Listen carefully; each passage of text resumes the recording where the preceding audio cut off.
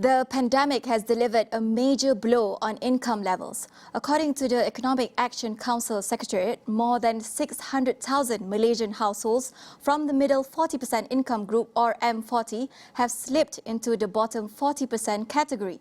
World Bank senior economist Shakira Teh Sharifuddin weighs in on measures to cushion impact of COVID-19 on vulnerable households. With the movement restrictions expected to remain in place in the near term, there is a risk, of course, that the number of vulnerable households and businesses without adequate support could increase. And so additional targeted social spending stretched over a longer period of time is essential to protect these vulnerable groups. What we have seen to date is many of the relief measures have been sort of modest or at least short-term in nature. And so given the current situation that we're in, perhaps the largest relief spending is necessary to smooth household consumption, as well as to avoid large disruption among firms. Shakira views that targeted cash aid programs will help mitigate COVID-19 impact on the most vulnerable groups in the near term. Effective social spending encompasses two main criteria. First, it has to be targeted to the right group. And secondly, the amount has to be meaningful for it to make any lasting impact. And so what we found was in Malaysia, in terms of coverage, yes, it's pretty good.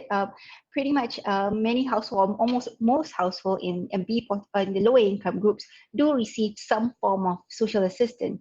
But in terms of the amount received, it's really too small to make any significant impact in terms of poverty reduction or reducing income inequality. So to that end, yes, to increase the depth of the social assistance is important. And then secondly is, of course, streamlining the objectives of the various programs being implemented. So we have a number of programs being implemented by JKM, Jabatan Kebajikan Masyarakat.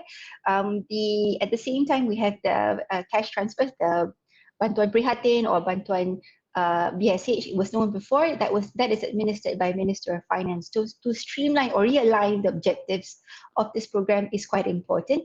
And then finally, to improve service delivery and minimize the transaction costs related to social spending. So what that means is, for example, cash is always preferred over, for example, vouchers or food aid, for example, because that gives more flexibility for households in terms of managing the expenditure.